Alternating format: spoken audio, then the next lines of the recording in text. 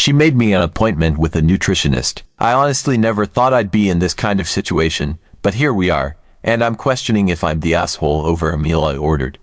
127F. I've been married to my husband Nate 31M for 4 years, but we've been together for over a decade.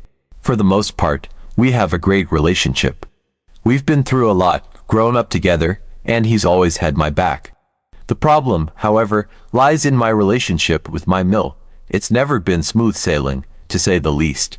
She's the type of person who has an opinion on everything, and for some reason, she's laser focused on what I eat. It's been this way pretty much since I met her. I honestly think it started because she just couldn't wrap her head around the fact that I eat a lot and stay skinny. For some people, they just don't get how metabolism works, and instead of letting it go, it becomes their personal mission to analyze every bite you take. And if it's not metabolism, then it's your entire relationship with food, and suddenly, you're defending your portion sizes at family gatherings. For most people, this probably wouldn't be a big deal, but for me, it's been a recurring theme, and it's exhausting. I work with horses, which means I'm on my feet, moving around, burning a lot of calories all day. It's a pretty physical job, so yeah, I need a lot of food to fuel me. I eat large meals because my body needs it, not because I'm trying to make a point.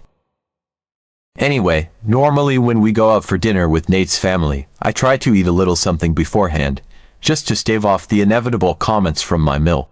It's a trick I've developed over the years to keep the peace, because I've found that if I eat smaller portions around her, she has less to critique. Don't get me wrong, she still finds something to nitpick, like if I order fries instead of a salad, or if I have dessert, but it's less intense than if I go all out with a big meal. I know it sounds ridiculous, but it's just become this mental game I play to avoid her passive-aggressive remarks. Nate knows about it, and while he always supports me, he's the type who prefers to avoid conflict, so we try not to stir the pot unless absolutely necessary. Fast forward to last Friday. It was one of those days where everything seemed to be happening all at once.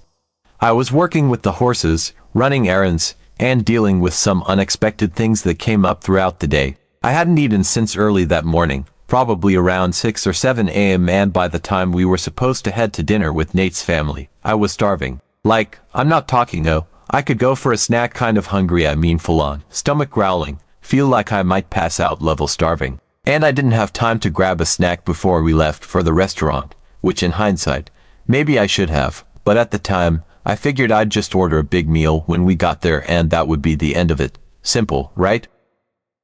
Wrong. We met up with Nate's family at this nice steakhouse.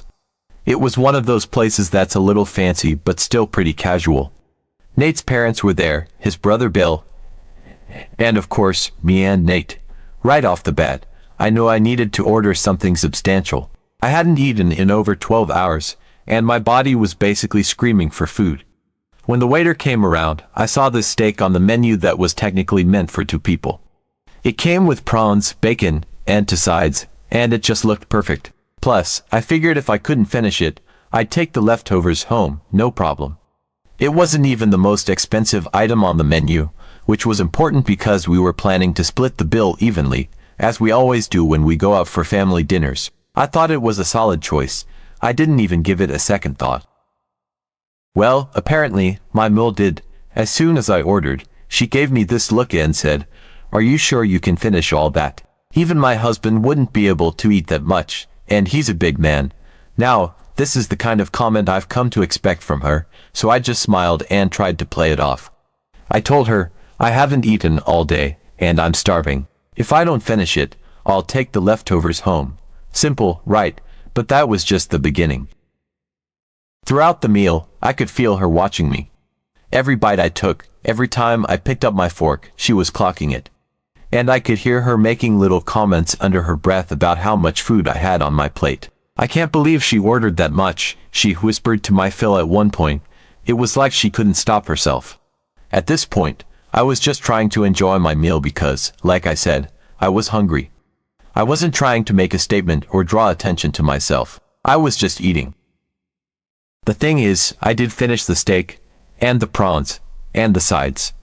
I'm not going to lie, it was a lot of food, but it was exactly what I needed. I didn't feel overly full or sick, I was just finally satisfied. I was even thinking about ordering dessert, and honestly, I probably would have if things hadn't taken a turn for the worse right then. After I finished eating, Nil suddenly lost it. She started going on this rant about how I was attention-seeking and putting on a show with how much I ate. She said that I'd made her husband and Bill uncomfortable, that no woman should ever eat that much, and that it was unhealthy. According to her, something had to be wrong with me to finish a meal like that. She didn't stop there, though. She demanded that Nate and I covered the entire bill because, in her words, she wasn't planning on such a big expenditure. Now, let me remind you, Mill and Phil had ordered some of the most expensive dishes on the menu. My steak wasn't cheap, sure, but it was not the most expensive thing by far. So when she said that, I was just stunned. I couldn't believe what I was hearing. I calmly told her that we were absolutely not covering the entire bill, especially since the plan had been to split it equally, as we always do. I also pointed out that her own dishes were way more expensive than mine, so if she was worried about the bill, maybe she should look at her own plate first. At this point, Nate jumped in and backed me up.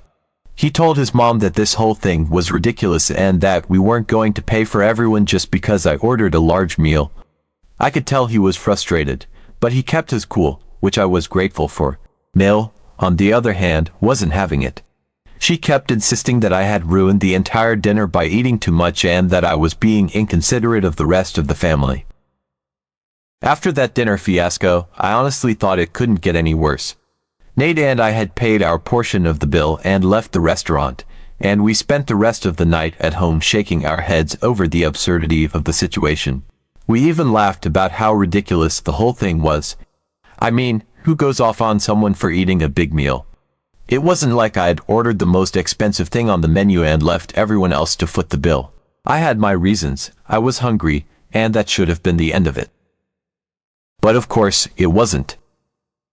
The very next day, I noticed that Nate's family had started posting all these passive-aggressive things on social media, like articles about what might cause excessive eating and other cryptic messages. It was clear they were targeting me without mentioning my name. The whole thing felt like high school drama, but coming from grown adults who were apparently upset that I finished a meal. And it wasn't just Mill, some of Nate's other relatives were chiming in too, adding their little subtle comments or liking the posts. It was all so absurd and childish that I almost laughed. Almost. Then the text started coming in. Nate's mom was sending me links to articles about diets and portion control, which I promptly ignored. The funny thing is, I don't even eat that much on a normal day. My appetite is just proportional to how much energy I burn working with the horses. But apparently, that didn't matter to her. In her mind, I was some kind of out-of-control leader, and she was going to fix it. I didn't reply to her texts because honestly, what could I say that wouldn't just add fuel to the fire? I hoped she would get the hint and move on, but nope. A few days later, my phone rings, and it's her. I was busy working at the stables, so I let it go to voicemail. Then she called again, and again. After the third missed call, I figured it must be something urgent, so I wiped the dirt off my hands, took a deep breath, and called her back. The conversation started off normal enough. She asked how I was doing, how work was, and made some small talk. But I could tell by the tone of her voice that there was something brewing underneath. Sure enough, after a few minutes of chit-chat, she dropped the bombshell.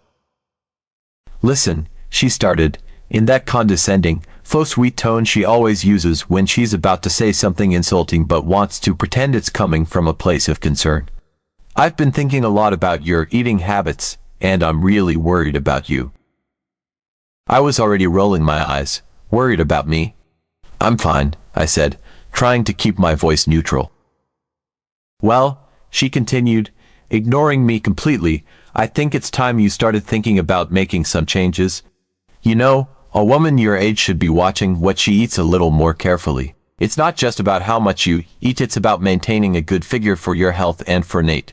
You wouldn't want him to lose interest, would you?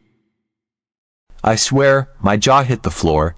I was completely speechless for a few seconds. What are you talking about? I finally managed to say. I'm healthy, and Nate has never had any issues with the way I look. Oh, honey, she sighed, like she knew better. You might think you're fine now, but trust me, you should be more careful. That's why I've already made an appointment for you to see a nutritionist. He's excellent. He helped one of my friends lose a lot of weight, and she's feeling so much better now. I'll send you his contact details, and the appointment is next week." I could feel my face heating up with anger. "Excuse me." I shot back, unable to hide my irritation anymore. "I don't need to see a nutritionist. I eat just fine. There's nothing wrong with me, and I certainly don't need someone else dictating what I should eat or how much."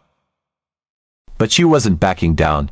"Oh, sweetie," she said, in that sickly sweet tone again, "this isn't negotiable. I've already set it up. You just have to go. Trust me, it'll be good for you, and Nate will appreciate it too. Men like a woman who takes care of herself." I couldn't believe what I was hearing. My blood was boiling. "No," I said firmly. "I'm not going to any appointment, and I don't need a diet. I'm perfectly healthy." There was a long pause on the other end of the line. Then she hit me with, "Well, if you want Nate to stay interested in you, you should at least consider it. I'm just trying to help you." At that point, I was done. Nate has never had an issue with my body, and he loves me the way I am. I don't need to change myself for him, or for you, for that matter. I'm not going to the appointment, and I would appreciate it if you stopped pushing this. She let out an exaggerated sigh, like she was the victim in all of this. "Fine," she said, "but don't say I didn't try to help you. I'll send you the nutritionist's number anyway, in case you change your mind. You'll thank me later, when Nate starts noticing the difference." I couldn't get off the phone fast enough. I was absolutely livid. The audacity of this woman to tell me that I needed to diet and exercise more so that I could stay attractive for her son, like I was some kind of prize he would lose interest in if I didn't meet her standards. I spent the rest of the day seething. Every time I thought about the conversation, I got more and more angry. Who does she think she is? And why on earth does she think she has a say in what I do with my body? Later that evening, when Nate got home, I told him the whole story. I expected him to be just as mad as I was, but to my surprise, his first reaction was to burst out laughing. "You're kidding, right?" he said, still chuckling. "No, I'm dead serious," I replied, a little annoyed that he wasn't taking this as seriously as I was. "She actually booked me an appointment with a nutritionist. Can you believe that?" He shook his head in disbelief, wiping tears of laughter from his eyes. "Oh my God, my mom is ridiculous. I can't believe she's pulling this stunt now." "Well, she is," I said, crossing my arms.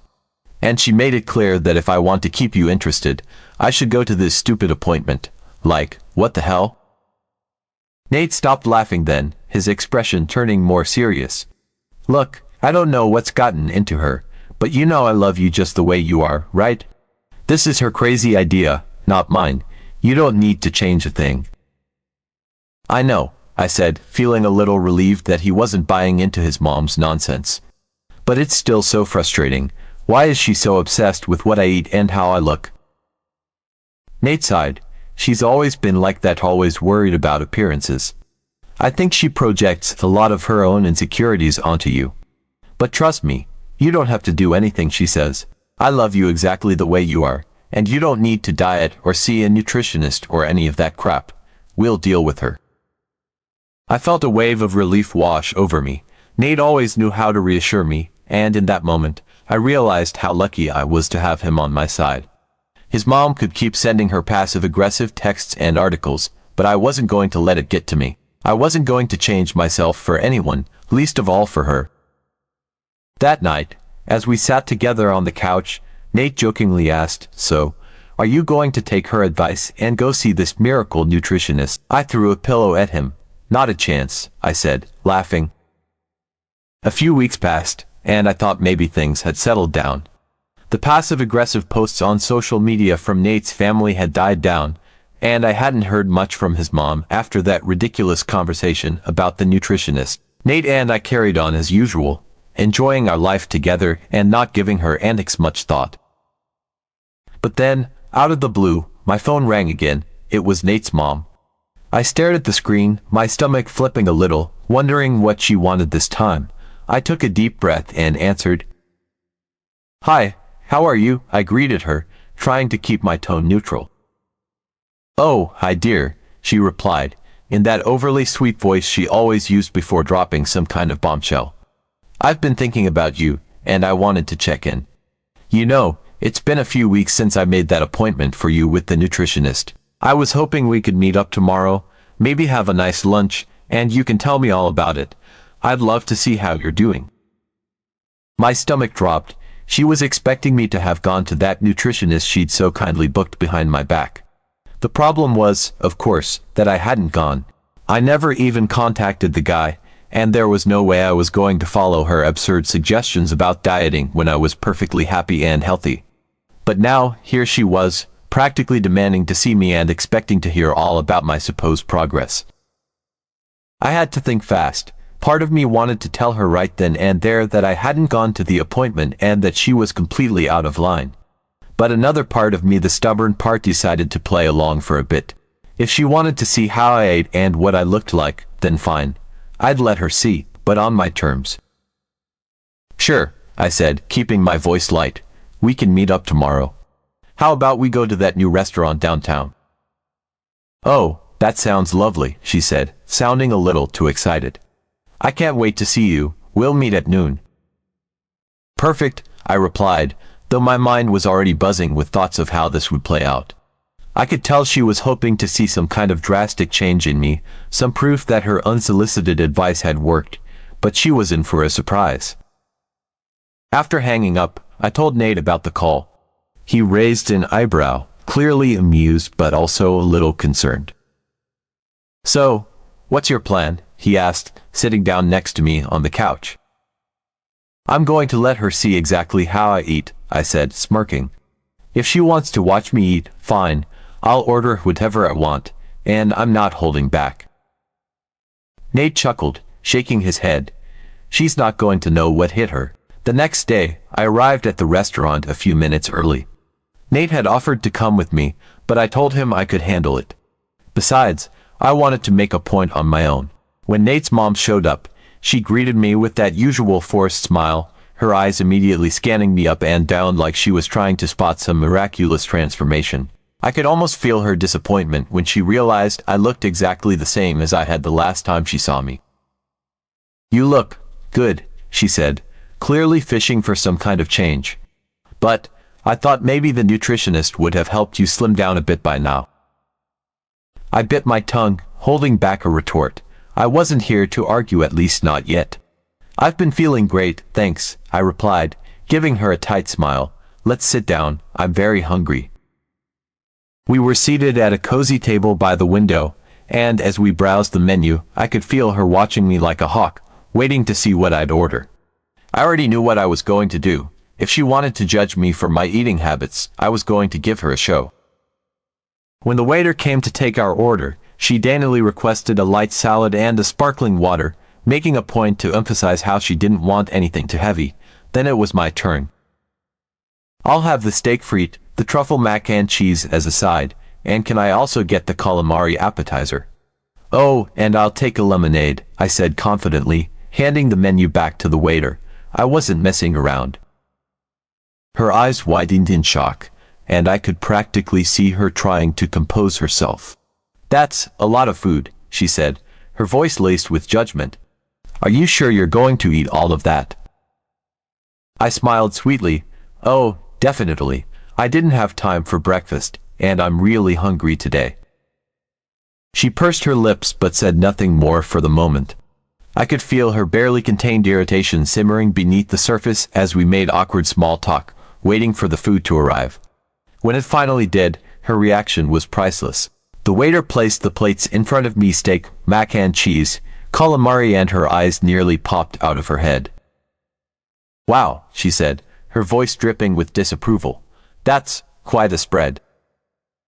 I shrugged, digging into my meal with gusto. "I told you, I was hungry." As I ate, she couldn't resist making little comments. "You know, you really should be careful about how much red meat you eat. It's not good for you in the long run, or, that's a lot of carbs. Are you sure you need all that?" I ignored most of it, nodding and smiling occasionally, but not letting her get to me. I was enjoying my food, and that's all that mattered. Finally, after watching me eat in silence for a few minutes, she couldn't hold back any longer. "How can you allow yourself to eat so much?" she asked, her tone incredulous. "I made an appointment with a nutritionist for a reason. He should have told you how much you're supposed to eat." That was it. I put down my fork, wiped my mouth, and looked her in the eye. "I didn't go to the nutritionist," I said, my voice steady. "I didn't need to, and I didn't want to. I'm perfectly happy with the way I eat and the way I look, and I'm not going to change that just because you think I should." Her mouth dropped open, and for a second, she looked like she didn't know what to say. Then she sputtered, but I thought. "I know what you thought," I interrupted, my voice firm but calm. "But this is my body, and I don't need a nutritionist to tell me how to take care of it. I'm healthy, I'm happy, and that's all that matters. I don't need your approval." She was speechless, completely caught off guard. I could see as she tried to process what I'd just said, but before she could come up with a response, I flagged down the waiter and asked for the bill. I paid for my meal, stood up, and smiled at her one last time. "Thanks for lunch. Have a great day." Without waiting for her to respond, I left the restaurant. As I walked out, I could still see her sitting there, completely stunned, her mouth slightly open as she watched me go. When I got home and told Nate what had happened, he burst out laughing again. "You actually told her off," he said, grinning. "That's amazing." "Yeah," I said, feeling a strange sense of satisfaction. I don't think she'd be booking any more nutritionist appointments for me anytime soon. Nate is still on my side, but I can't help but feel like I'm being painted as the villain here for eating a meal. So now I'm wondering, am I the asshole for ordering and finishing a large meal, or is my meal just out of line?